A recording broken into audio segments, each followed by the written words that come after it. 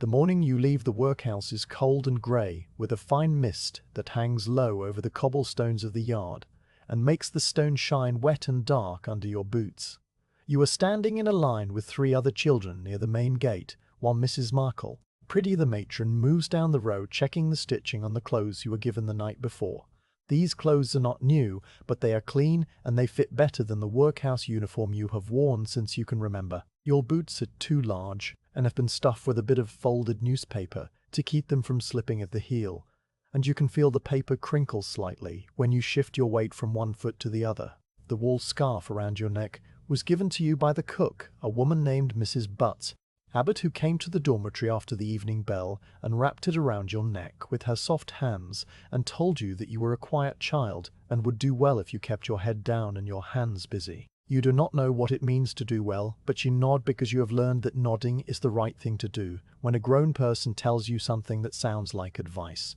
The sounds of the workhouse are already fading from your attention, even though you've not yet passed through the gate. The distant clatter of the kitchens, the low murmur of voices from the long rooms, the squeak of the pump handle in the yard. All of these sounds are part of a world that is about to end for you, but you do not feel sadness or excitement, only a kind of stillness inside that matches the grey sky and the damp air. Mrs. Port Pretty finishes her inspection and stands back, and you see that she is holding a paper in her hand with writing on it that you cannot read. She reads from this paper in a voice that is flat and official, and she says that you are to be placed in the household of a solicitor named Mr. Knive Whitfield, who lives on the far side of the county, in a village called Little Hampton, which you have never heard of, and which sounds like a name from a story, though you know it is a real place because Mrs. Pretty says it is. The other children are sent to different destinations, one to a farm where he will help with the sheep and the haying, another to a bakery in the market town where she will learn to knead dough and work the ovens, and the third to a large house in the next county where she will be a scullery maid like you, though you do not yet know what a scullery maid does. You are the only one going to the Whitfield residence, and this makes you feel slightly separate from the others. But the feeling is small and passes quickly, like a cloud moving across the sun on a day when the sun is already hidden. A cart arrives pulled by an old brown horse with a patient expression and a coat that is dull and rough from years of weather and work. The driver does not speak, but simply nods to Mrs. Butt Pretty and waits with his hands resting on his knees and the reins loose in his fingers. Mrs. Pretty tells you to climb up onto the seat beside the driver, and you do this carefully because the cart is high and your legs are short and the step is made of iron and is wet from the mist. When you are seated, the driver kicks his tongue once, and the horse begins to move, and the cart follows with a slow creaking sound that comes from the wooden wheels and the leather harness and the old boards of the cart bed. You do not look back at the workhouse because you have learned that goodbyes are not expected or required in such situations, and because you are watching the road ahead, which is narrow and bordered by hedges that are still brown and bare from the winter, though here and there you can see small green buds beginning to swell on the branches. The lane is muddy from recent rain, and the cart wheels sink slightly into the soft earth and leave tracks that fill slowly with brown water and then smooth over as the mud settles. You pass through a village where people are just beginning to open their shutters and sweep their front steps, and a woman in a dark dress looks up at the cart as it passes, but does not smile or wave. And you do not wave back because you do not know her, and because you are not sure if servants are supposed to wave at people from carts. The horse plods on, and the driver says nothing, and the silence between you is not uncomfortable, but simply the way of things, as the miles pass slowly under the grey sky. The road takes you past fields where sheep stand motionless and chewing, and their wool is dirty and matted from the winter, and they look at the cart with blank yellow eyes and then look away again. You see a man walking along the edge of a field with a long stick and a dog that runs ahead of him, and then back, and then ahead again in a pattern that seems to have no purpose but must have some purpose that you do not understand. The cart goes through another village, and then another, and the names on the signposts mean nothing to you, and you stop trying to read them after a while and simply watch the hedgerows go by and the occasional bird that flies up from the bushes and disappears into the grey sky. The driver does not offer you food or water, and you do not ask because you ate a piece of bread and a bowl of thin porridge before you left the workhouse, and because you have learned not to ask for things that are not offered. Your hands are cold and you tuck them into the sleeves of your coat, which is made of a coarse brown wool that scratches your wrists but keeps the wind from cutting through to your skin. The scarf around your neck is warm and soft, and you touch it once with your fingers and think of Mrs. Abbott and her kind hands. And then you let your hand fall back to your lap and you watch the road. After several hours, the cart slows and the driver points with his whip toward a tall gate made of wrought iron that has a pattern of leaves and curls worked into the metal. The gate is set into a stone wall that runs along the edge of the village, and you can see the tops of trees behind the wall and the peak of a roof with dark slate tiles and several chimneys. The driver says that is the Whitfield house, and you are to go through the servants' entrance around the back, which you will find by following the gravel path that leads away from the main drive. He does not say anything else, and you understand that you are to get down now, and so you climb carefully from the cart, and your boots make a soft crunching sound on the gravel when you land. The driver clicks his tongue again, and the horse moves on and the cart disappears around a bend in the road, and you are alone in front of the iron gate with the sound of the cartwheels fading into the distance and then gone entirely. You stand for a moment looking at the gate, and then you remember what the driver said about the servants' entrance, and you begin to walk along the side of the stone wall where ivy grows thick and green and damp against the old stones. The ivy leaves are dark and shiny, and they overlap each other in a dense mat that covers the wall completely in some places, and in other places you can see the grey stone beneath where the ivy has been cut back or has died away. The path is made of gravel that is smaller and finer than the gravel on the drive, and it leads you around the corner of the house and into a courtyard at the rear. The courtyard is paved with large flat stones that are worn smooth in the centre, and there is a pump in the middle with a stone trough beneath it, and water dripping slowly from the spout. A cat is sitting on the warm stones near the pump, and it watches you with green eyes, and then looks away and begins to wash its face with a slow and deliberate motion. There is a door at the back of the house that is open just enough to let out a thin stream of steam, and the steam rises and curls in the cold air and disappears. Standing by the door is a woman in a dark dress and a white apron, and her hair is pulled back tightly under a cap, and her face is neither friendly nor unfriendly, but simply watchful. She looks at you and asks your name, and you tell her, and she nods once and tells you to come inside and to wipe your feet first on the mat. The mat is made of rough coir, and it scrapes the soles of your boots, and you do as she says, and then you step through the doorway, and the door closes behind you with a soft thud and the sound of the latch clicking into place. The light inside is dimmer than the grey day outside, and it takes a moment for your eyes to adjust to the change. You are standing in a small room with a stone floor and a large stone sink against one wall and wooden shelves along another wall, holding pots and pans and crocks and jars. There is a smell in this room that you will come to know very well in the days ahead. A smell of boiled cabbage and carbolic soap, and something else that is simply the smell of a house that has been lived in by many people over many years.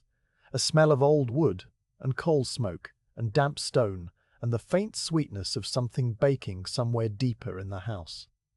The woman who met you at the door is called Mrs. Messrs. Dutton, and she is the cook, and she tells you that you will be working in the scullery under the kitchen maid, whose name is Alice, and who is 14 years old and very thin. You do not see Alice yet because she is in the kitchen proper, which is through another doorway, and you can hear the sound of a kettle beginning to whistle and the clatter of a pot lid being moved. Mrs. Moll, Dutton tells you to stand by the sink and wait, and so you stand and wait with your hands held together in front of you, because you do not know what else to do with them. Your hands are still cold from the long ride on the cart, and you can feel the warmth of the scullery beginning to seep into your skin, very slowly, like water soaking into dry cloth. The kettle whistles and then stops, and you hear the sound of water being poured, and then footsteps, and a girl appears in the doorway. She is thin with red knuckles and a quiet way of moving that makes almost no sound, and she looks at you for a moment and then looks at Mrs. Bething Dutton, who says your name and tells Alice that you are the new girl from the workhouse,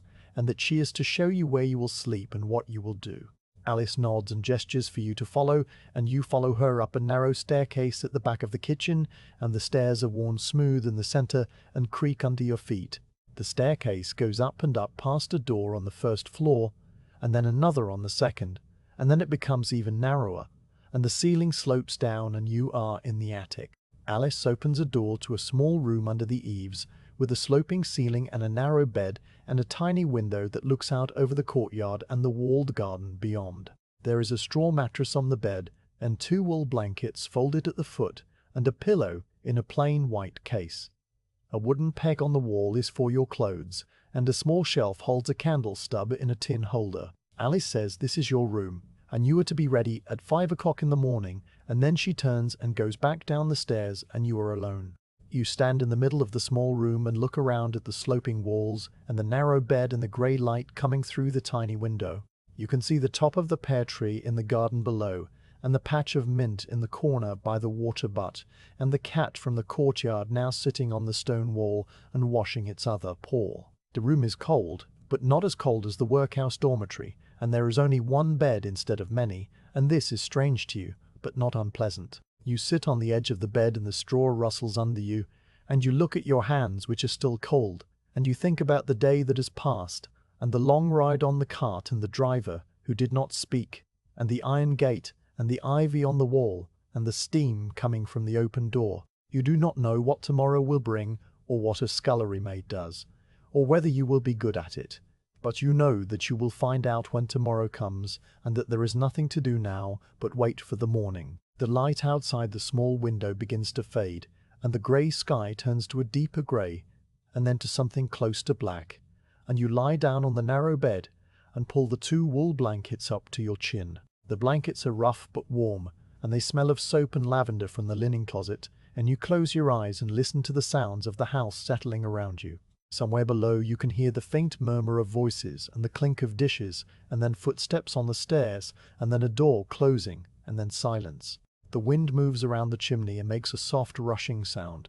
and the old timbers of the attic creak once and then are still. You fall asleep listening to these sounds, and you do not dream. Or if you do, the dreams are so faint that they dissolve the moment they form, and you sleep deeply and without moving until a hand on your shoulder wakes you in the cold darkness before dawn, and a voice says it is time to begin. The hand on your shoulder belongs to Alice, and she does not shake you, but simply rests her palm there with a light pressure until your eyes open to the near darkness of the attic room. The small window shows a square of sky that is still black with only the faintest hint of grey at the very bottom edge where the rooftops of the village meet the horizon. Alice says it is 5 o'clock, and you are to come down to the scullery, and she turns and leaves without waiting for a response, because she knows you will follow, and you do. The stairs are dark, and you hold onto the wall as you descend with your bare feet, feeling the smooth, worn wood of each step and the cold that rises from the stone floors below. The kitchen is warmer than your attic room because the range has been lit for some time already,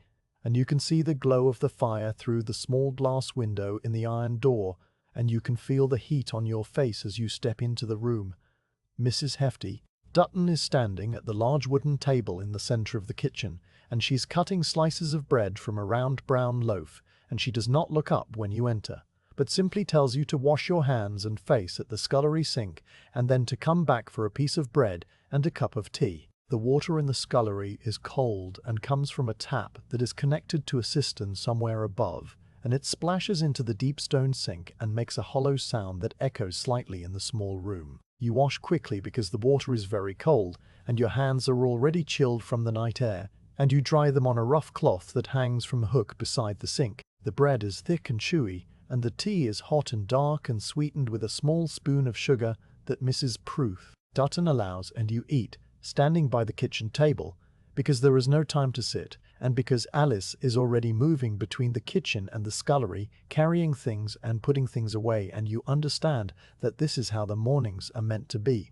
Your first task on this first full day is to stand at the large stone sink and wash a pile of carrots that have come up from the root cellar, with dirt still clinging to them, in dark clumps and fine powder. Alice shows you how to use a stiff brush with bristles that are worn down on one side, and how to hold each carrot under the stream of cold water and scrub until the orange skin shows clean and bright, and then how to inspect each one for soft spots that must be cut away with a small knife that has a wooden handle and a blade that is kept sharp on a stone that sits on the windowsill. The water is cold and your hands become cold, and then after a while they become numb and you stop noticing the cold at all because your attention is taken by the rhythm of the work and the sound of Alice moving behind you to put more coals on the range, and the distant sound of a clock somewhere in the front of the house chiming the hours, one after another, with a slow, deep tone that seems to come from very far away. The carrots pile up on the wooden draining board, and the water runs and runs, and the brush moves back and forth, and the dirt swirls down the drain in brown spirals and disappears. When the carrots are done, there are potatoes to scrub, and then turnips that are large and heavy and have deep crevices where the dirt hides, and you learn to use the corner of the brush to dig into these crevices and work the soil loose. Alice comes and looks at your work and says nothing but takes one of the turnips and turns it over in her hands and then puts it back on the pile, and you understand that this means you have done it correctly. The scullery has one small window that looks out onto the courtyard, and through it you can see the pump and the stone path and the cat that belongs to the stable boy, who you have not yet met because he works in the stable block on the other side of the courtyard wall. The cat sits on the warm stones in the afternoon sun, if there is sun, and washes its face with a slow and deliberate motion that you find yourself watching during the brief moments when you pause between tasks. The window glass is old and has small bubbles and waves in it that distort the view slightly and make the courtyard seem softer and further away than it really is. There is a spider that has built a web in the upper corner of the window frame, and you watch it sometimes as well, the way it sits perfectly still in the center of its web and waits for something that you cannot see. The scullery itself is small and narrow, with walls that are painted a pale yellow that has darkened over the years to a color closer to cream, and there are shelves above the sink holding tins of polish and boxes of soap powder and jars of salt, and a wooden box with a sliding lid that contains the brushes and cloths used for cleaning. The floor is made of large square stones that are cool and slightly uneven, and there is a drain in the center covered by an iron grate that clogs sometimes with bits of vegetable peel and has to be cleared with a long wire that hangs from a nail beside the door. You learn that the house runs on bells that are mounted on a board in the kitchen, and each bell has a label written in faded ink on a small rectangle of paper that has been glued to the wood and then varnished over so that the ink will not run. The labels say things like front parlor and master bedroom and library and morning room and dining room, and there is one bell that is larger than the others and has a different tone, and its label says front door. When a bell rings, a small hammer strikes a coiled spring, and the sound is clear and bright, and it carries through the kitchen and into the scullery, and Alice tells you which room it is and what it means. But you are not allowed to answer the bells yourself, because you are still too young and too new, and because answering bells requires knowing which tray to use for which room, and how to address the members of the family if they speak to you, which they rarely do. You learn to recognize the sound of each bell, and after a few days, you can tell without looking at the board whether the ring came from the library, or the morning room, or the front door, and this knowledge settles into your mind without effort, like water finding its way into a hollow. The days in the scullery are long, but they are also simple because you know exactly what is expected of you, and there is a kind of peace in the repetition of washing and scrubbing and drying and putting away. You learn to scour pots with sand and a piece of sacking until the copper bottoms shine like dull gold, and the sand comes from a bucket that sits under the sink, and it is coarse and grey and feels rough between your fingers. You learn to peel potatoes in a single long strip without breaking it, which Alice says is a mark of a good kitchen hand, though she says it without praise in her voice, only as a fact, like saying that water is wet or that the sun rises in the east. The potato peels fall into a bucket that will be taken out to the pig bin later, and you watch the strips curl and twist as they drop, and you try to make each one as long and unbroken as possible, not because anyone has told you to, but because the task has become a small, quiet game that you play with yourself in the long hours of the afternoon. The food you eat is plain, but there is always enough of it, and you eat sitting on a stool in the corner of the kitchen, while Mrs. Dutton and Alice eat at the larger table. The meals for the servants are served after the family has eaten, and the dishes from the dining room have been brought down and washed, and the leftovers that are suitable have been set aside on a blue plate that is chipped along one edge. The conversation in the kitchen during meals is about things like whether the flour barrel is running low, or if the butcher delivered the right cut of beef for the Sunday roast, or how many jars of preserved plums remain in the pantry from last autumn. You do not speak unless spoken to, and this is not a rule that anyone has told you, but simply something you understand from the way things are done in this house, where voices are kept low and footsteps are soft, and even the closing of a door is done with care, so that the sound does not travel up the back stairs to where the family sits in rooms you have never seen. Alice is quiet, and she does not talk much, but she shows you things with her hands, and you learn to watch her movements carefully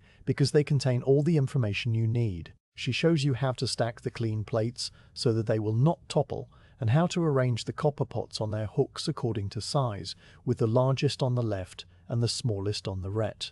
She shows you how to fold the kitchen cloths into neat squares and how to hang the damp ones on a wooden rack near the range so that they will dry by morning. She shows you where the coal is kept in a bin outside the back door and how to carry the scuttle without spilling, and how to add coal to the range without making the fire smoke or die down. All of these things you learn by watching and then by doing, and after a while your hands know what to do without your mind having to tell them.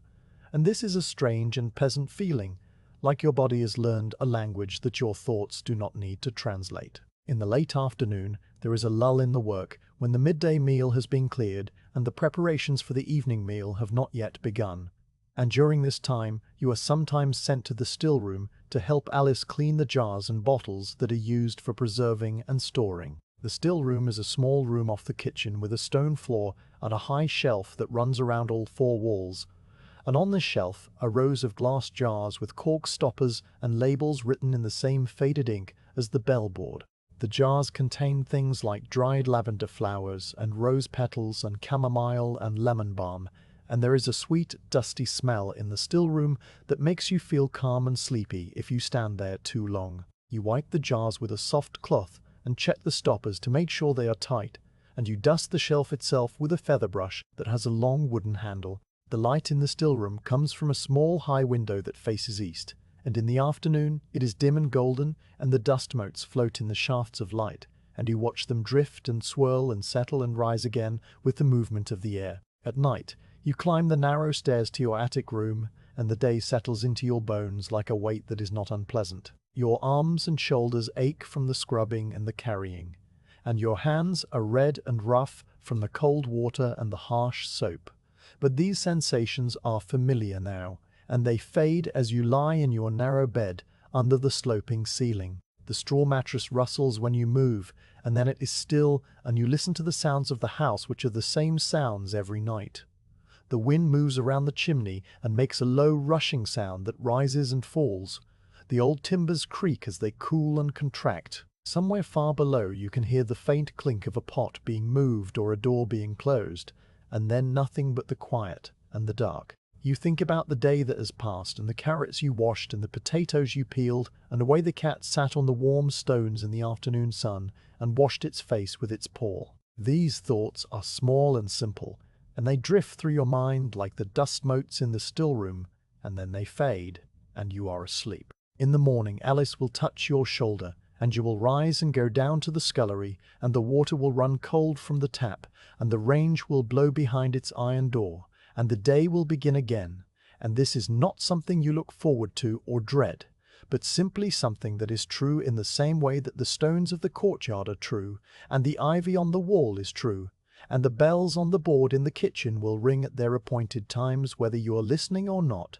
The Whitfield house is old, and has been added to over the years so that the floor plan is not logical, but rather a series of rooms connected by passages that turn unexpectedly and stairs that are narrow and worn smooth in the center from decades of feet going up and down. You learn this geography slowly in your first months, not because anyone teaches you directly, but because your duties gradually expand beyond the scullery, and you are sent on small errands that take you into parts of the house you have not seen before. The front part of the house is where the family lives and works and rests, and you only see these rooms when you are sent to light the fires in the early morning darkness, or to draw the curtains at dusk when the light begins to fail and the shadows gather in the corners. These front rooms have high ceilings that are far above your head, and wallpaper with patterns of flowers or stripes or vines that repeat endlessly across the walls, and furniture that is dark and heavy and polished, until it reflects the light from the fire or the oil lamps.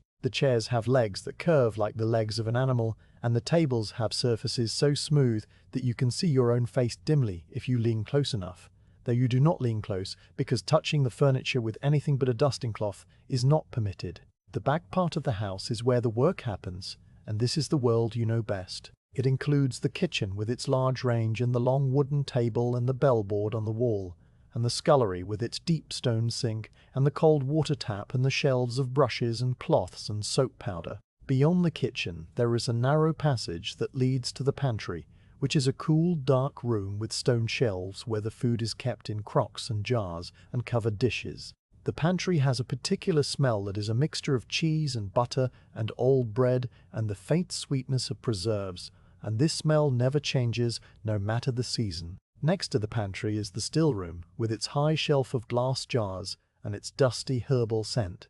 And then there is the boot room where the outdoor shoes and boots are kept on wooden racks and where the brushes and tins of blacking are stored in a cupboard that has a door that sticks and must be lifted slightly as it is opened. The knife room is a tiny space with a single high shelf and a wooden block on the counter where the knives are cleaned and sharpened, and there is a smell of metal and oil and fine stone dust from the sharpening wheel. Across the courtyard from the main house is the laundry, which is a separate building made of the same grey stone, but with a higher roof and larger windows that are often fogged with steam on wash days. Between the laundry and the kitchen, there is a covered walkway with a slate roof that keeps the rain off when you carry baskets of wet linens back and forth. The courtyard itself is paved with those large flat stones you noticed on your first day, and in the centre is the pump, with its stone trough and the constant slow drip of water that has worn a shallow depression in the stone over many years. There is a water butt at the corner of the house that collects rain from the roof,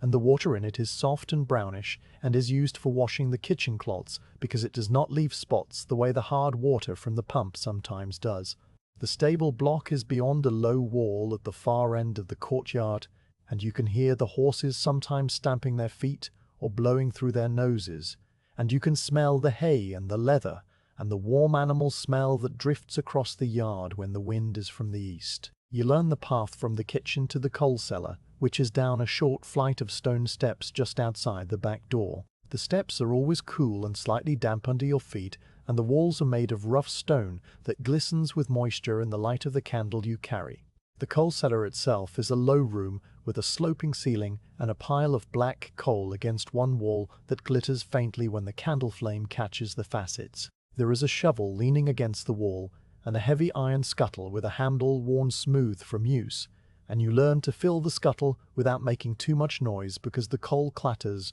and echoes in the small space. The path back up the steps is more difficult, with the full scuttle, and you learn to balance the weight and to step carefully so that you do not spill coal dust on the kitchen floor, which Mrs. Dutton does not like. The path to the linen closet on the second floor is one you come to know well once you begin helping Mary and Alice with the household linens. You go up the back stairs, which are the servants' stairs, narrow and steep, and painted a dull brown, and you pass the door to the first floor where the family bedrooms are, and then you continue up to the second floor where the guest rooms are, and the linen closet is at the end of a short hallway with a window at the far end that looks out over the walled garden. The linen closet is a room lined with wooden shelves from floor to ceiling, and on these shelves are stacks of sheets and pillowcases and towels and tablecloths, all folded with precise corners and all smelling of lavender and cedar and clean cotton. The light comes through a small round window that is set high in the wall, and it casts a circle of pale light on the floor that moves slowly across the boards as the day progresses. You are shown how to count the linens and how to record the numbers in a small book that lives on a shelf by the door, and how to rotate the stacks so that the older linens are used before the newer ones, which prevents them from yellowing with age. The walled garden is a place you see from the windows more often than you enter, but you do enter it sometimes to fetch herbs for Mrs. Dutton or to shake out the kitchen cloths over the gravel path. The garden is rectangular and is enclosed by the same stone wall that runs along the front of the property. But here on the south side, the wall is covered with climbing roses in the summer and with the bare brown canes of the roses in the winter. There is a pear tree against the south wall, and it is old and its branches are twisted, and it produces small hard pears that are not very sweet, but are good for stewing. There is a bed of rosemary that grows thick and woody, and a patch of mint in the corner by the water butt that threatens to take over the whole area and has to be cut back regularly with a knife. There are also lavender bushes along the path, and some low-growing thyme that smells sharp and clean when you brush against it, and a few clumps of chives with their thin green stalks and purple flowers that the bees visit in the summer. You notice these things in passing as you go about your errands, but you do not stop to look at them, because stopping is not something that servants do, in plain view of the house windows, where someone might see and wonder why you are idle. The family consists of 4 people, though you rarely see them up close, and when you do it is usually from a distance or in the brief moments when you are performing a task in one of the front rooms, and they pass through without speaking to you. Mr. End Whitfield is a solicitor, and he leaves the house each morning at 8:30 to walk to his office in the town, and returns at 6 in the evening, and his footsteps are firm and regular on the gravel of the drive. He is a tall man with a beard that is going grey, and he wears dark suits and carries a leather case that contains his papers.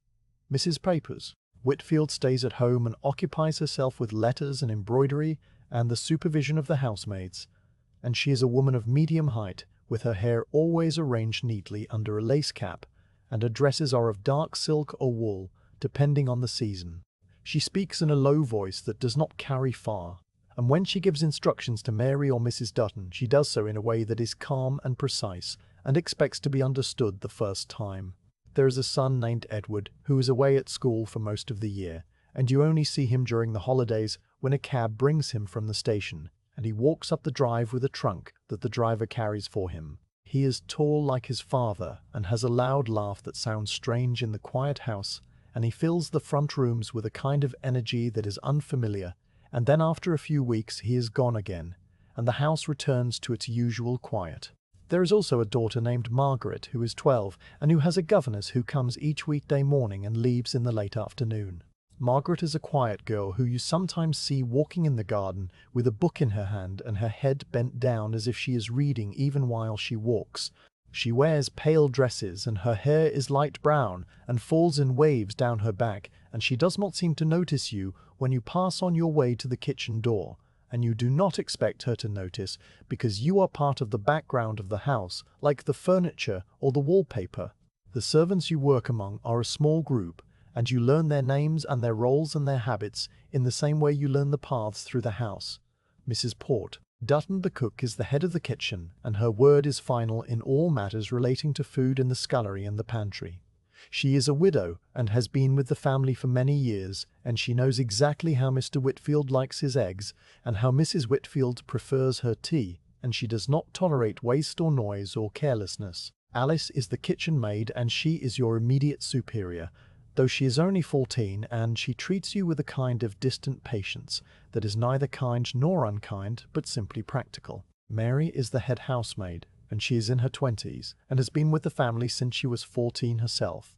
and she moves through the front rooms with a quiet efficiency that you admire, without knowing that you admire it. Susan is the under housemaid, and she is 16 and shares a room with Mary on the floor below your own attic room, and she sometimes hums very softly when she is polishing the banisters, and the sound is so faint that you only hear it if you are passing close by. Mr. Roumé Parks, the butler, is older than the others, and his hair is completely grey, and he moves so quietly that you often do not realize he has entered the kitchen until he speaks. His voice is calm and low, and he uses few words, and when he gives an instruction it is clear and simple and does not need to be repeated. He is responsible for the front door and the dining room and the wine cellar, and he polishes the silver himself in a small room off the pantry that smells of polish and has a green baize cloth on the table. The stable boy is named Tom, and he is perhaps 15, and you see him sometimes in the courtyard carrying buckets of water or leading one of the horses to the pump,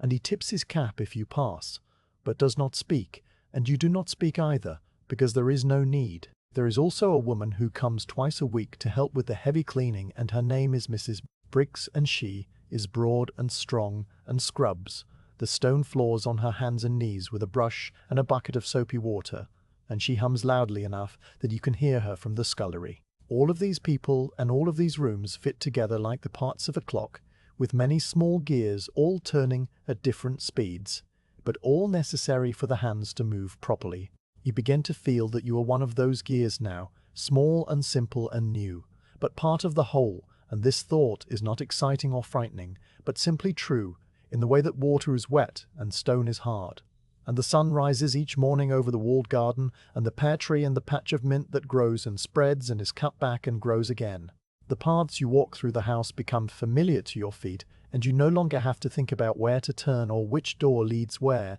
because your body remembers even when your mind is occupied with the task you are carrying. You know the exact number of steps from the scullery to the pantry, and from the kitchen to the coal cellar, and from the back door to the laundry, and these numbers settle into your memory without effort, and stay there like the sound of the bells on the board, or the smell of the lavender in the linen closet, or the way the light falls through the small round window and moves across the floor as the day passes and fades and becomes night. The evening hours in the Whitfield house settle into a particular kind of quiet once the family has been served their dinner and the dishes have been washed and dried and put away on their proper shelves in the pantry. This quiet is different from the quiet of the morning, which is sharp and cold and full of the sounds of the house waking up, or the quiet of the afternoon, which is heavy and still, and broken only by the distant chime of the clock in the front hall. The evening quiet is softer and deeper, and it spreads through the kitchen and the servants' hall like water rising slowly in a basin, covering everything with a calm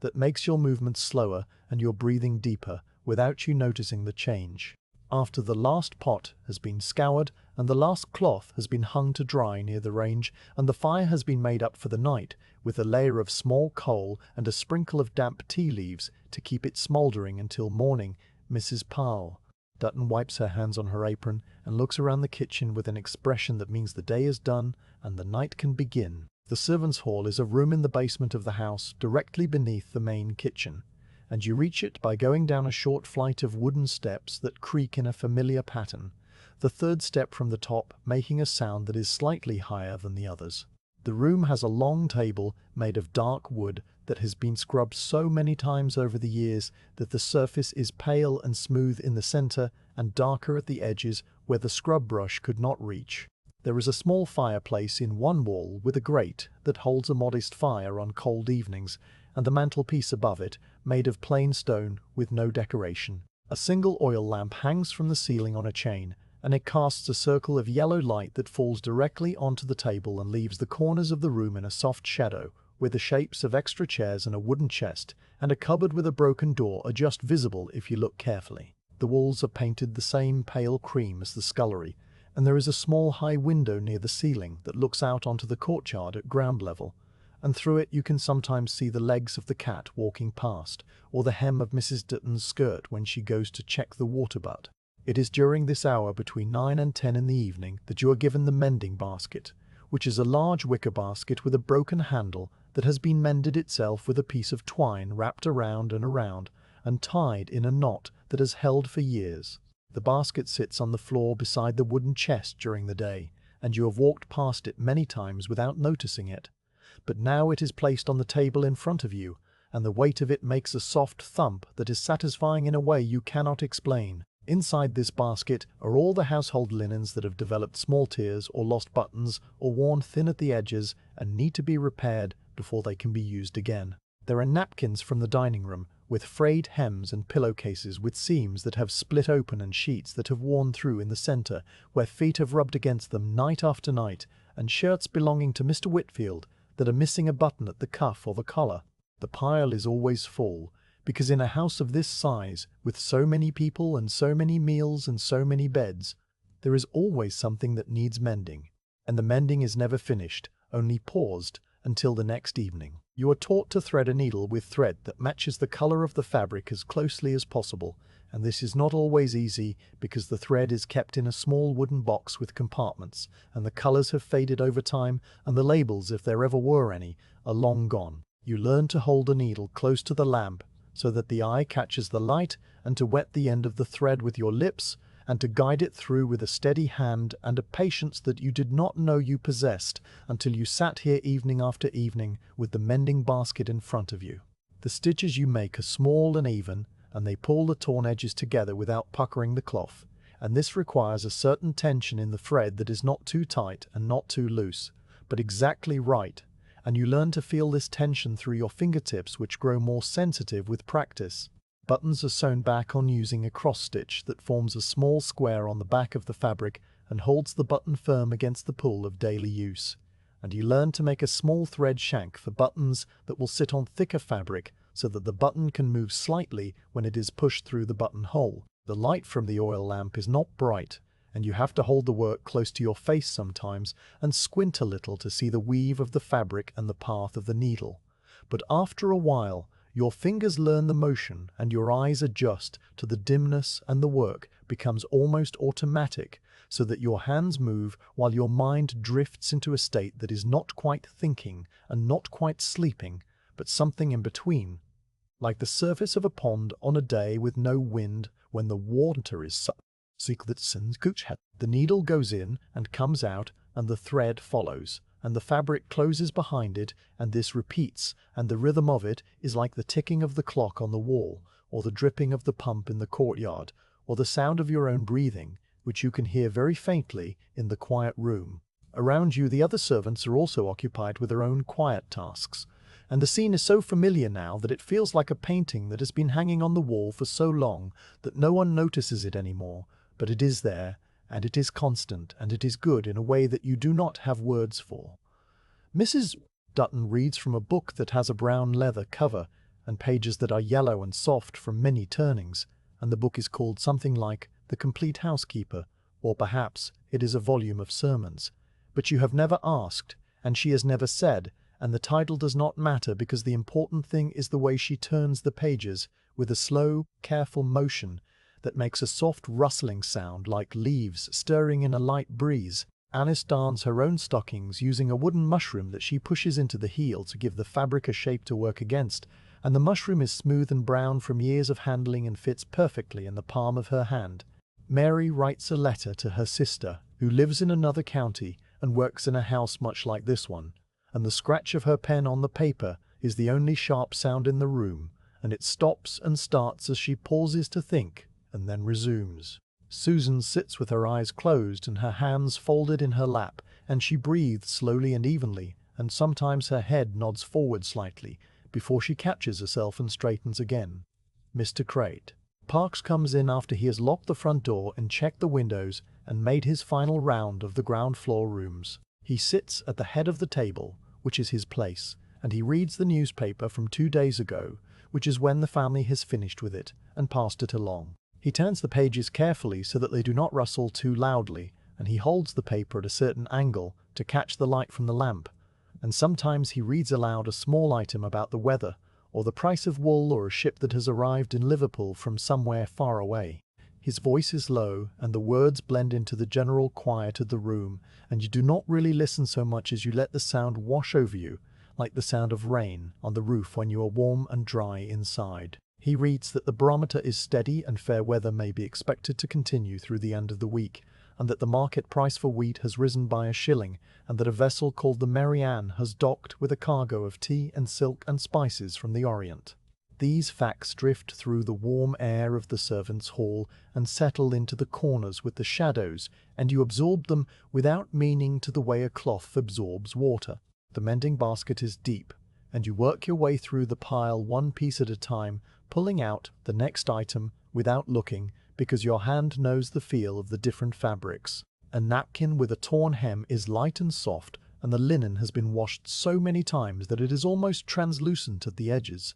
A pillowcase is heavier, and the cotton is smooth and cool, and there is a faint smell of lavender trapped in the fibers. A sheet is large and unwieldy, and you have to fold it several times to bring the damaged area close enough to work on, and the weight of the fabric pulls at your lap, and you learn to manage it by draping the excess over the arm of your chair. Each piece takes a different amount of time and requires a different kind of stitch, and you learn to judge the work before you begin so that your hands can settle into the appropriate rhythm without your mind having to direct them. The clock on the wall ticks, and the fire settles with a soft sound of ash shifting, and the lamp burns steadily, and the chain creaks very slightly as the lamp moves in the faint draught from the high window. From somewhere above, you can hear the faint creak of a floorboard as one of the family members moves from room to room, preparing for bed, and then the sound of water running through the pipes as someone washes, and then the distant thud of the door closing, and then nothing but the quiet of the house at rest.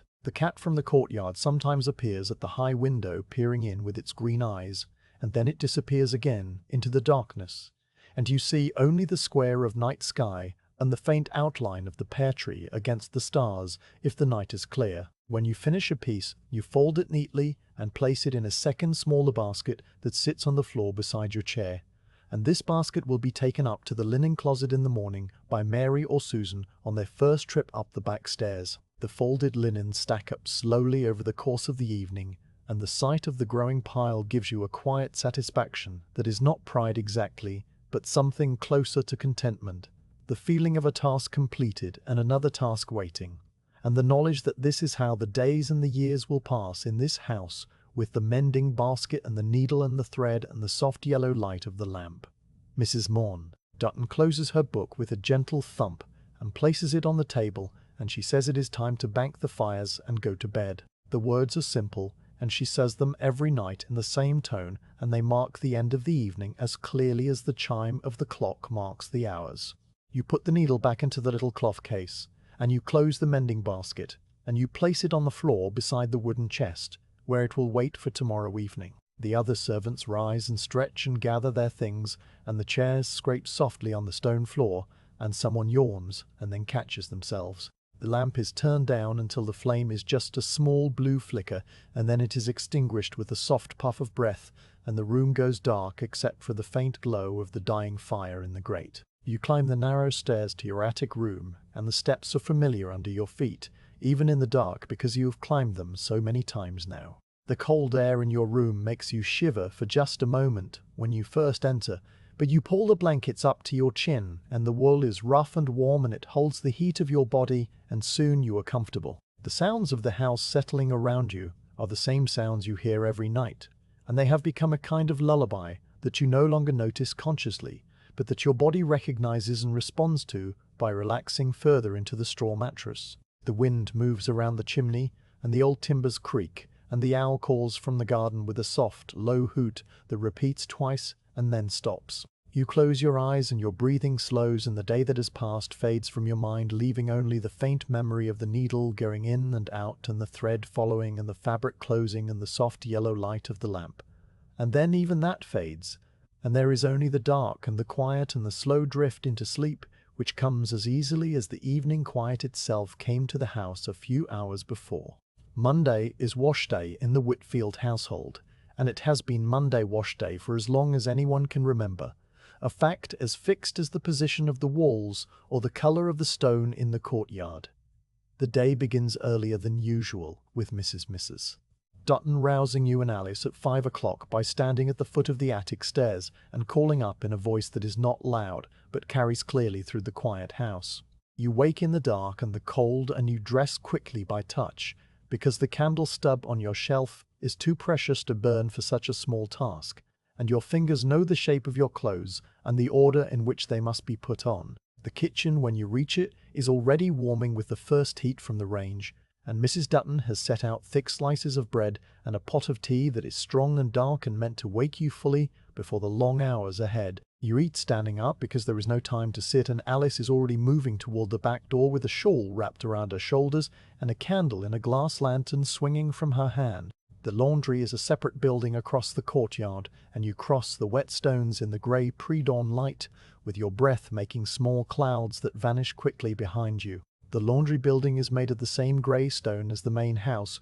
but its roof is higher, and the windows are larger and set close to the ceiling to let in as much light as possible. Inside, the air is cold and still, and smells of old soap and damp stone and the faint metallic scent of the copper boiler that stands against the far wall. This boiler is a large copper vessel set over its own small firebox, and it has a lid that lifts on a hinge and a tap near the bottom for drawing off the hot water. Alice shows you how to light the fire beneath the boiler, using twists of newspaper and small sticks of kindling and a few lumps of coal placed just so, and you watch the flames catch and grow, and you listen to the crackle of the wood and the first soft rumble of water beginning to heat. The copper itself is dull and dark when you arrive, but as the fire takes hold and the water warms, the metal changes, slowly taking on a rosy glow that spreads upward from the base and makes the whole vessel seem almost alive. While the water heats, you and Alice begin the sorting, which is the first true task of wash day.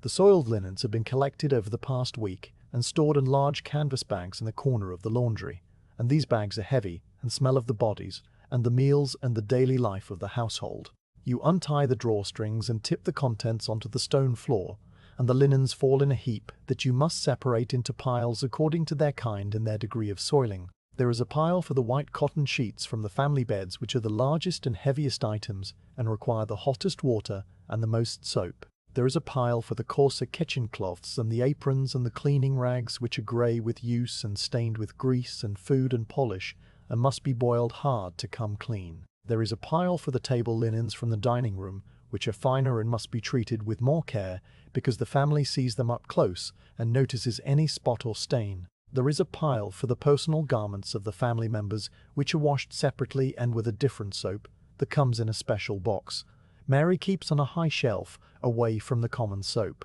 This special soap is pale pink and smells of rose or lavender, and it costs more than the yellow bars and must be used sparingly. The common soap is a harsh yellow block that you learn to handle with care, because it makes your hands red and raw if you touch it too much, and the lye in it stings any small cut or crack in your skin. You grate the soap into flakes using a tin grater that hangs on a nail beside the boiler, and the flakes fall into a wooden bowl, and you add them to the hot water in measured handfuls, stirring with a long wooden paddle until the water turns milky and slick. The steam from the copper fills the laundry with a warm mist that fogs the high windows and makes the air thick and damp, and you breathe it in and feel it settle on your skin and in your hair and on your eyelashes, so that you have to blink more often to clear your vision. The first load of white sheets goes into the boiler, and you watch them disappear beneath the surface of the water, and you stir them with the paddle to make sure they are fully submerged.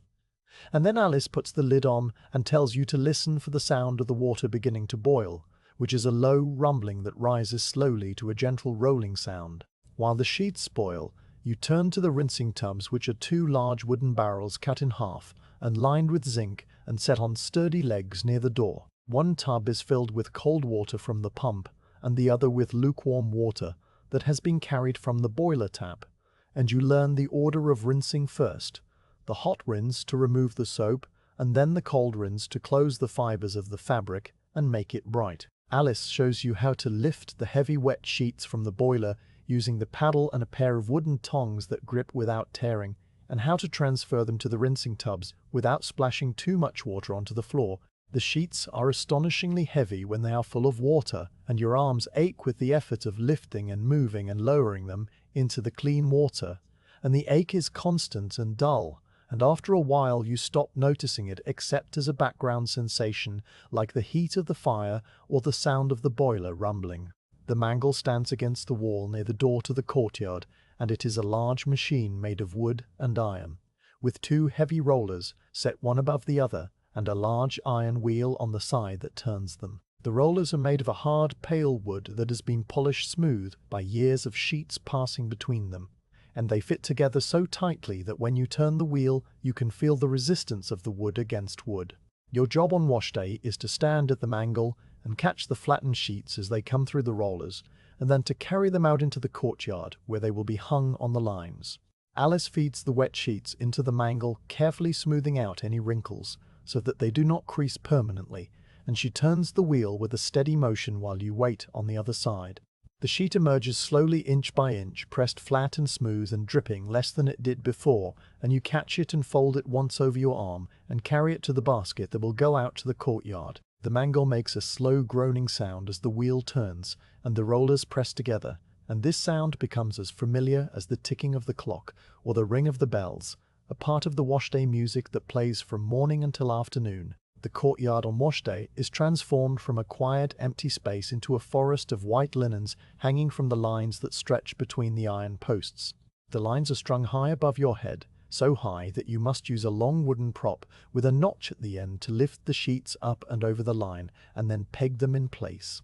The wooden pegs are kept in a cloth bag tied around your waist, and you learn to reach into the bag without looking and pull out a peg and slide it over the fabric and the line in one smooth motion. The sheets hang and move in the wind if there is a wind, and on days when there is no wind, they hang perfectly still and drip slowly onto the gravel below, making small dark spots that spread and then evaporate within the hour, leaving no trace. The sight of the courtyard filled with rows of white linens is one that you come to know well, and it is a sight that marks the passage of the day, because as the morning turns to afternoon, the sheets on the eastern lines begin to dry, and are taken down and replaced with new wet sheets from the later loads, and the process continues in a slow rotation. There is a rhythm to wash day that is different from the other days of the week, because everything happens in a set order and at a set pace, and there is no time to stop or slow down. The water in the copper must not boil too hard, or it will splash and waste the heat in the soap. The sheets must not sit wet for too long after they come out of the rinse water,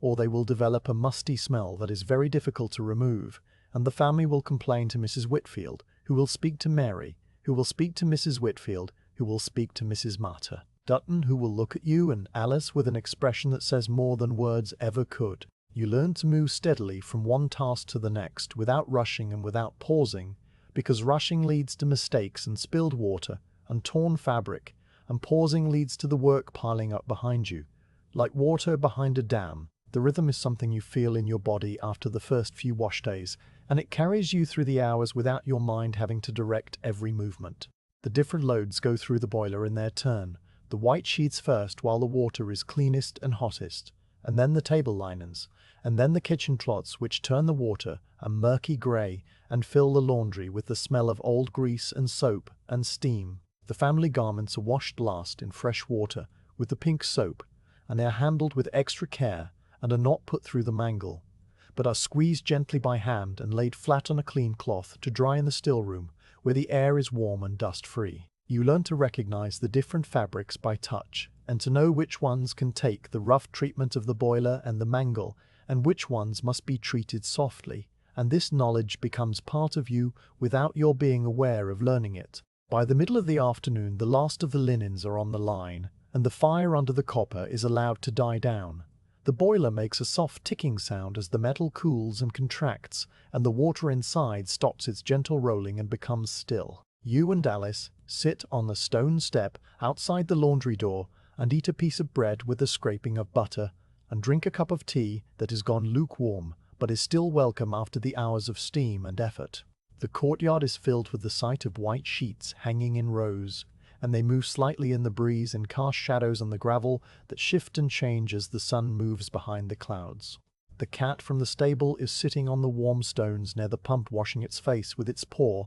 and it pauses occasionally to look at the moving sheets as if they are living things. You watch the cat and you eat your bread, and you feel the tiredness in your arms and your back and your legs, a deep tiredness that is not unpleasant, because it comes from work that has been completed, and because you know that the rest of the day will be easier. The sun begins to move toward the west, and the light turns golden and slants across the courtyard, and the sheets glow briefly with a warm light before the shadow of the main house falls over them and the air cools. This is the signal that it is time to take the dry sheets down and fold them and carry them up to the linen closet. You walk among the lines and you reach up and remove the pegs and let them fall into the bag at your waist, and you pull the sheets down and they are stiff and smell of fresh air and sunlight and soap. You fold each sheet, carefully matching corner to corner and smoothing the fabric with your hands so that the creases are straight and the finished square is neat and flat. The folded sheets stack up in the basket and you carry them inside and up the back stairs to the linen closet, where Mary or Susan will place them on their proper shelves. The laundry itself must be cleaned before the day is done, and you sweep the stone floor with a stiff broom, and you wipe down the mangle and the rinsing tubs and the outside of the copper boiler with a damp cloth. The firebox is emptied of ash, and the ash is carried out to the ash heap behind the stable block, where it will be used on the garden in the spring. The soap flakes are put away and the wooden paddle is hung on its hook, and the canvas bags are set out ready to receive the next week's soiled linens. The laundry is quiet now and the steam has cleared, and the high windows show a square of pale evening sky. You close the door behind you and cross the courtyard, which is empty now except for the cat and the pump and the water butt, and you go into the kitchen, where the range is warm and the evening meal is being prepared and the smells are of food rather than soap and steam. That night in the servants' hall your hands are red and rough from the wash-day work, and they sting slightly when you pick up the needle for the mending basket.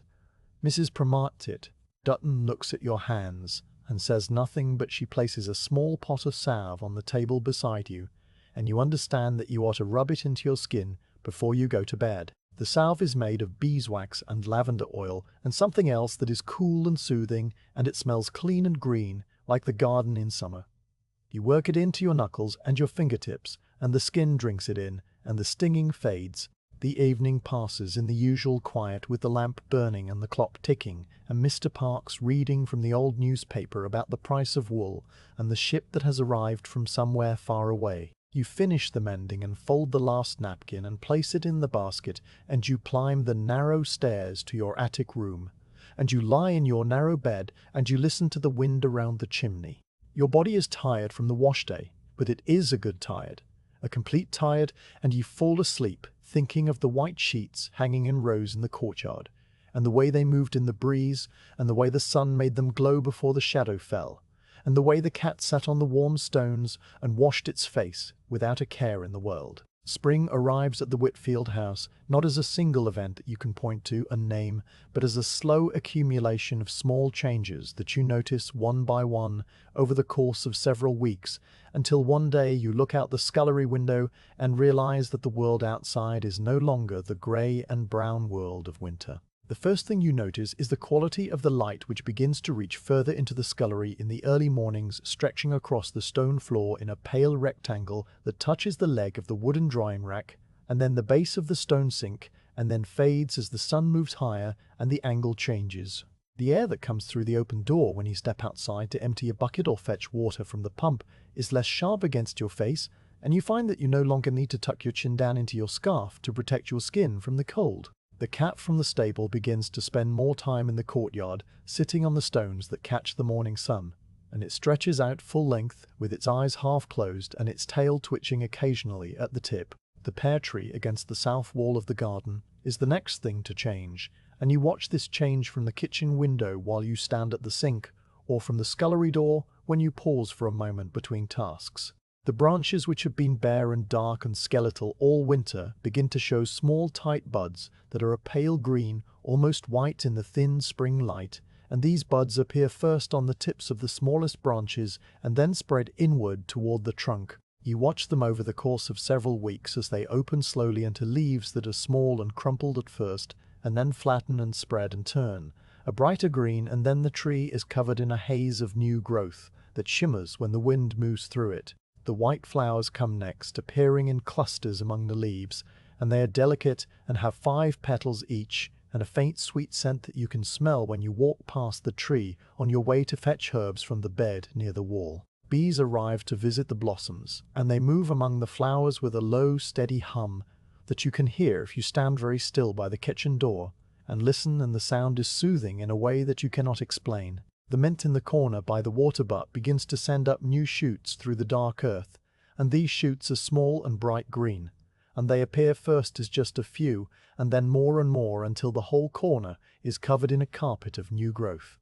Mrs. Dutton sends you out with a small basket to pick the young leaves, which she will use to make a sauce for the Sunday lamb, or to steep in hot water for Mrs. Whitfield, who sometimes has a delicate stomach in the mornings and finds the mint tea soothing. You kneel on the damp earth and pick the leaves, carefully choosing the ones that are the right size and not torn or spotted, and the smell of mint rises around you and clings to your fingers for hours afterward. The rosemary bush against the south wall has been green all winter because it is a tough woody plant that does not mind the cold, but in spring it begins to put out new growth at the tips of its branches, and the new needles are softer and a lighter green than the old ones. The lavender by the path is slower to wake, and you watch the grey-green mounds of last year's growth, the signs of new leaves, and when they finally appear they are small and silver, and they grow slowly at first, and then faster as the days lengthen and warm. Spring turns into summer so gradually that you do not notice the exact moment of change, but one day you realize that the sun is staying in the sky for much longer, and that the evenings in the servants' hall are still lit by a pale glow from the high window when you sit down with the mending basket.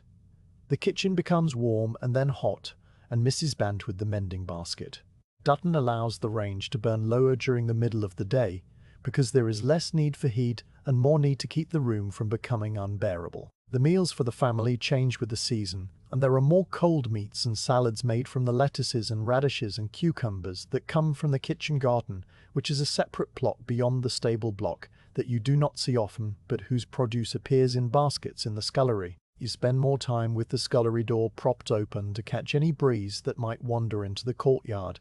and you learn to position yourself so that the draught from the door reaches you while you work at the sink. The wall garden in summer becomes a place of deep greens and thick shadows, and the air inside it is still and warm and smells of warm earth and growing things, and the faint sweetness of the roses that climb the south wall. The roses are pink and white, and they open slowly over several days, and then the petals fall and scatter on the gravel path, and you sweep them up sometimes when you are sent out to tidy the garden. And the petals are soft and fragile, and they crumble in your hand. The pear tree is full of small, hard green fruits that hang from the branches and cast dappled shadows on the ground below, and you watch them grow very slowly over the weeks until they are the size of a small hen's egg, and still hard and green and not yet ready to eat. The mint in the corner has grown tall and lush, and it threatens to take over the whole area, and you are sent out with a knife to cut it back, and the smell of cut mint is so strong that it fills the whole courtyard and makes your eyes water slightly.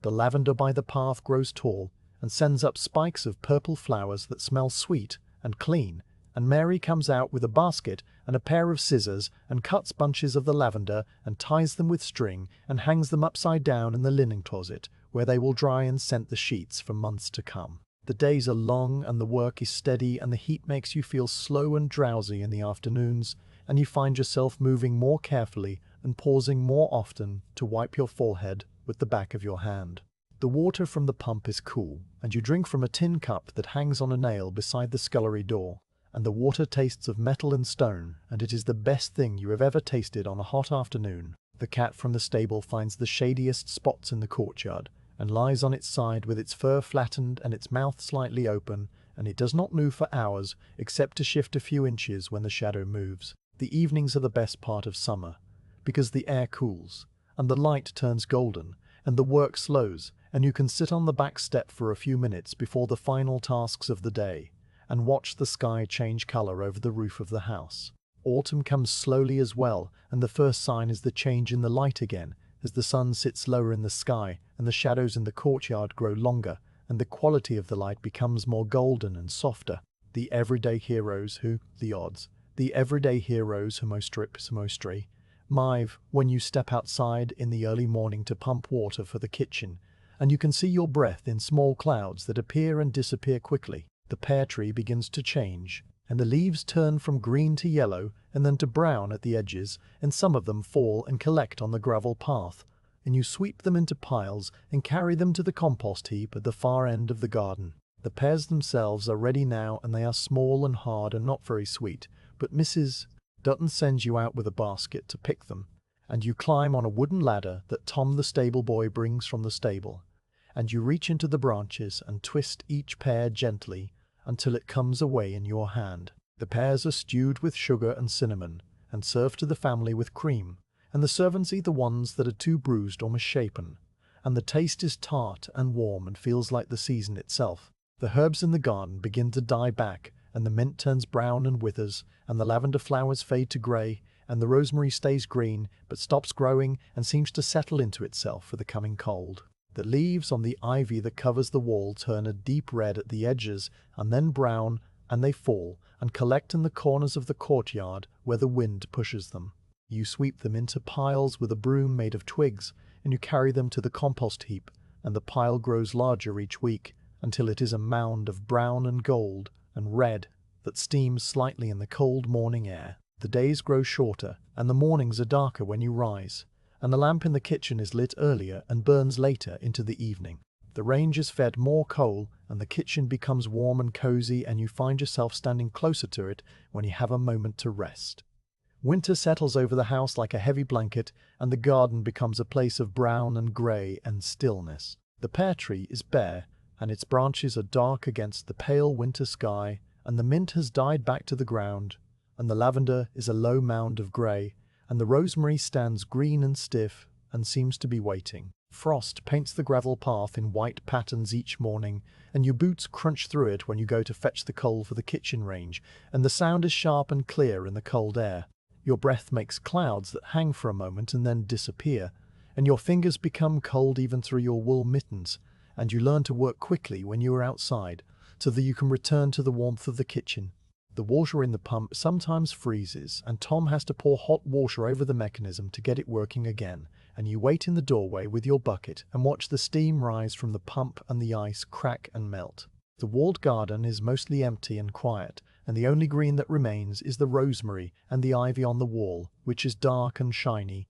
and seems not to mind the cold at all. Birds come to the garden looking for food, and you see them hopping on the frozen ground and pecking at the bare earth, and then flying away when the back door opens. The cat from the stable spends more time indoors now, curling up in the warmest corner of the kitchen near the range, and Mrs. Dutton pretends not to notice, and sometimes puts a saucer of milk on the floor for it. The days are short, and the light is thin and pale, and the sun is low in the sky even at midday, and the shadows are long and blue across the courtyard. The work in the kitchen continues as it always does, and the scullery is warm from the range, and the water in the sink is cold, but not freezing, and your hands become red and chapped, and you rub them with a bit of lard from a small pot that Mrs. Dutton keeps on the shelf for this purpose. Snow falls sometimes, and the courtyard is covered in a layer of white that muffles all sound and makes the world seem quieter than usual. You watch the snow through the scullery window, and it falls straight down in large soft flakes that settle on the stones,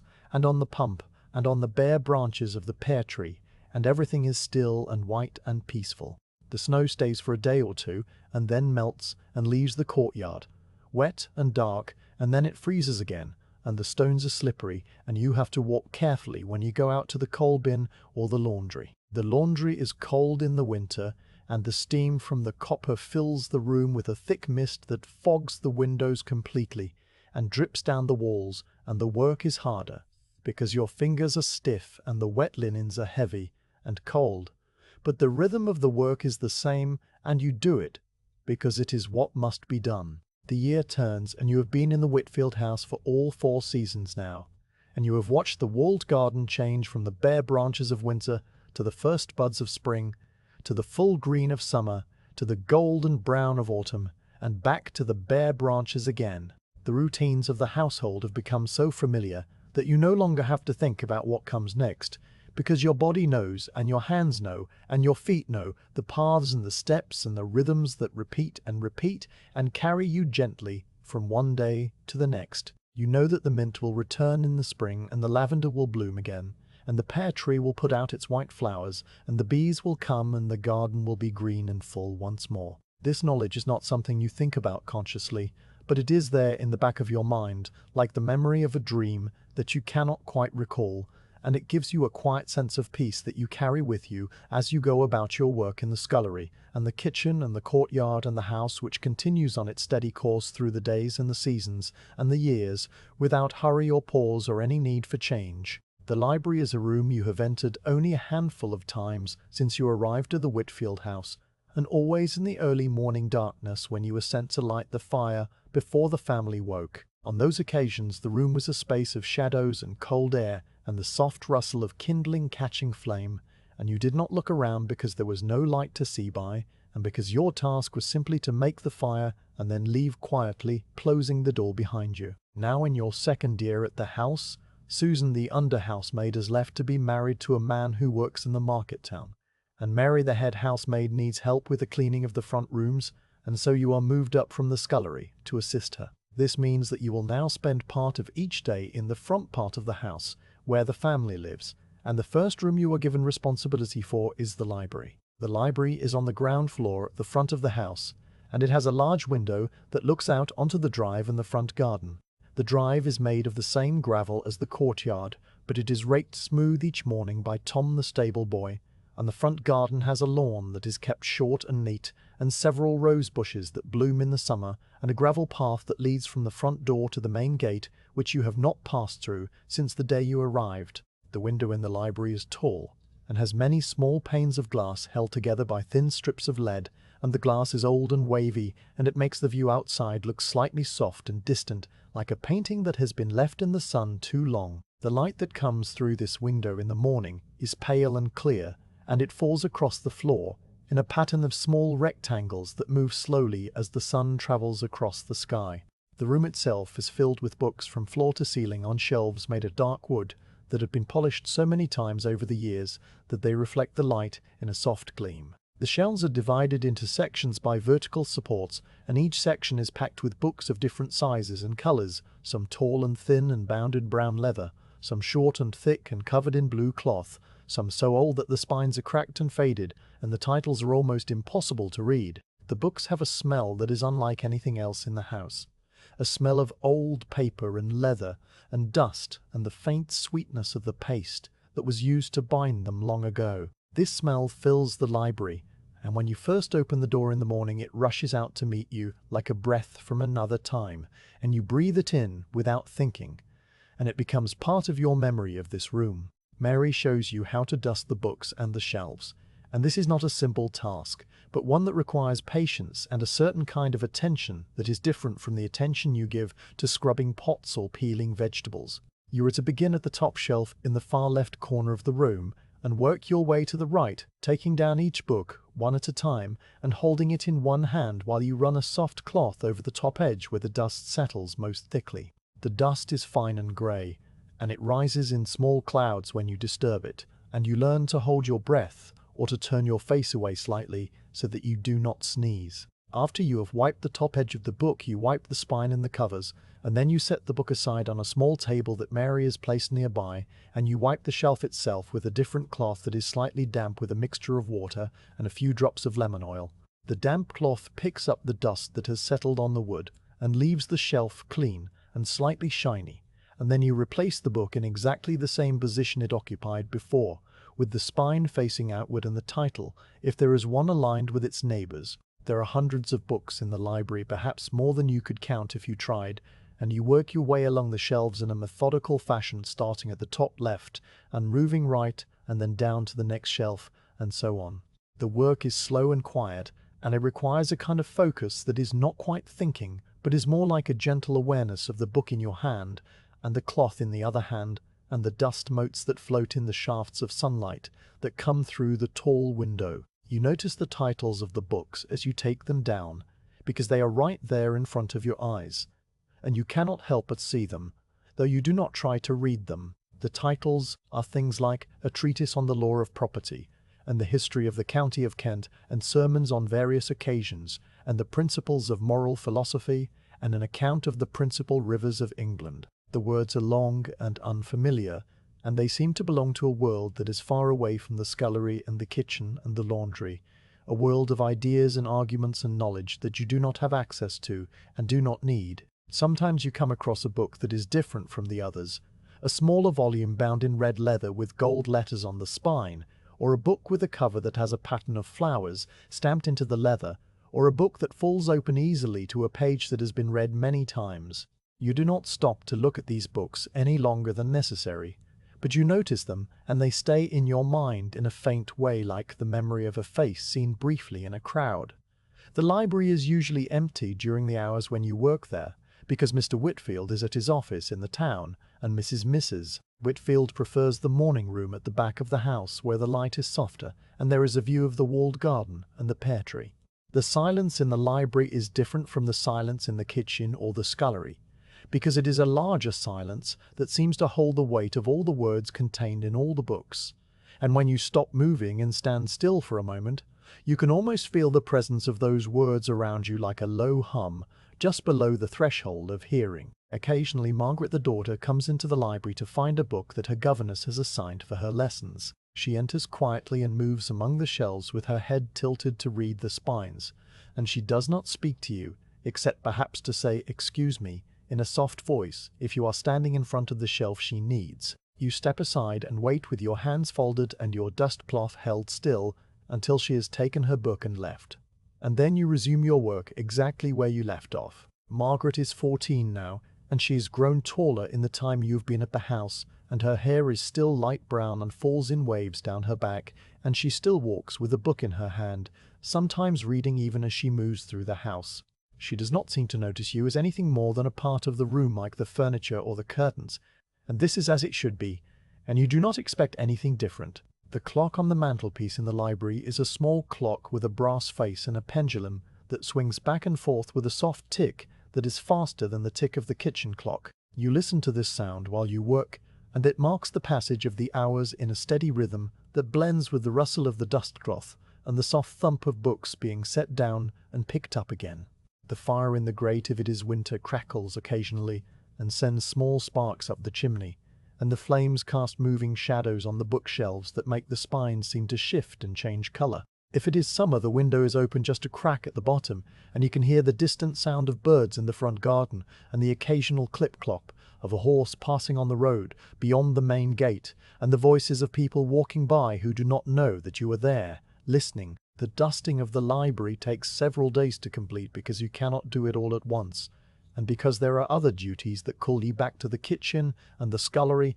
and the laundry. You work on the library for an hour or two each morning after the breakfast things have been cleared and before the preparations for the midday meal begin. You pick up where you left off the day before, and you continue moving along the shelves in your slow, methodical way, and the books pass through your hands one by one, and the dust cloth becomes grey with the fine powder of old paper and leather. When you reach the bottom right corner of the room, you feel a small sense of completion. That is not pride exactly, but something quieter, like the feeling of finishing a long walk and arriving at a familiar door. And then you begin again, because by the time you have finished the last shelf, the first shelf has begun to gather dust once more, and the cycle continues without end. The library dusting becomes a part of your routine, and you come to know the room in a way that you know few other places in the house. You know which shelves catch the most dust because they are near the window where the air moves and carries particles in from outside, and you know which shelves are more protected and stay clean longer. You know the exact spot on the floor where the sun falls at 10 o'clock in the morning and where it falls at 2 in the afternoon,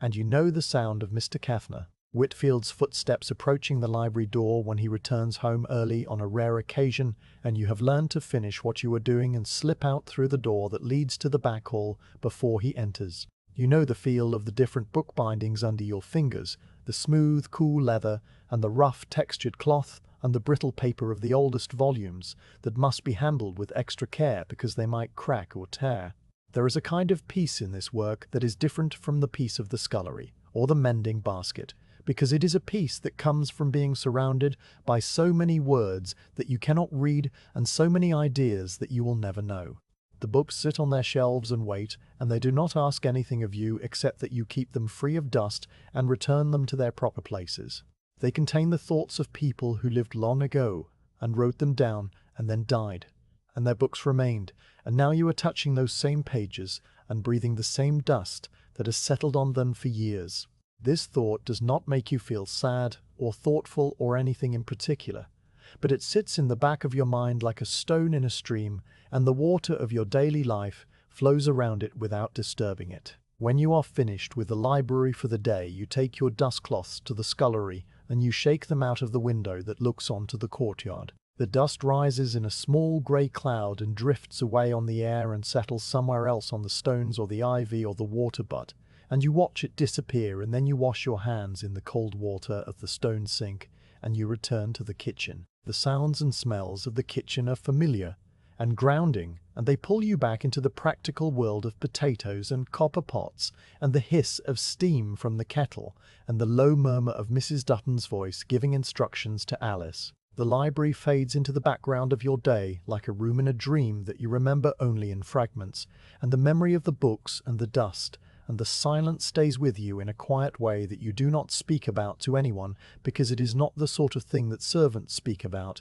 and because the feeling is so faint and so private that putting it into words would make it disappear. In the evenings, when you sit in the servants' hall with the mending basket, your hands move through the familiar motions of needle and thread, and your mind sometimes drifts back to the library and the books you saw that day. You remember a title you noticed, A History of the Parish Churches of West Kent, or the Botanical Register for the year 1823, and the words echo in your mind without meaning, and then they fade and are replaced by the next stitch and the next. Mr. Piety-Tree. Parkes reads from the newspaper about a debate in Parliament or the opening of a new railway line in the north, and the words float through the warm air of the servants' hall, and you listen without listening. The lamp burns, and the clock ticks, and the cat from the stable sleeps by the range, and the evening passes as all evenings pass in the Whitfield house, with the slow settling into quiet and darkness and rest. The library waits for you in the morning, and the dust continues to settle on the books hour by hour,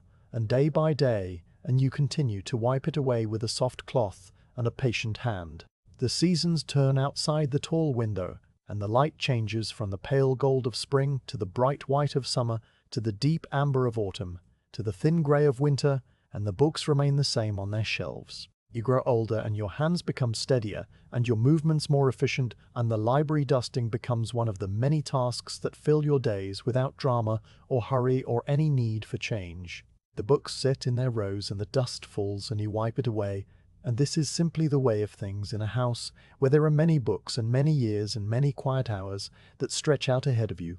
calm and steady and full of the simple work that makes up a life. The bellboard in the kitchen has 8 bells each, with a different tone, and each mounted on a coiled spring that trembles visibly when the bell is rung from somewhere above in the front part of the house. The bells themselves are made of brass that has darkened over the years to a deep golden brown, and they are arranged in 2 rows of 4, with the largest bell at the top left and the smallest at the bottom right. Under each bell is a small rectangle of paper that has been glued to the wood and then varnished over so that the ink will not run.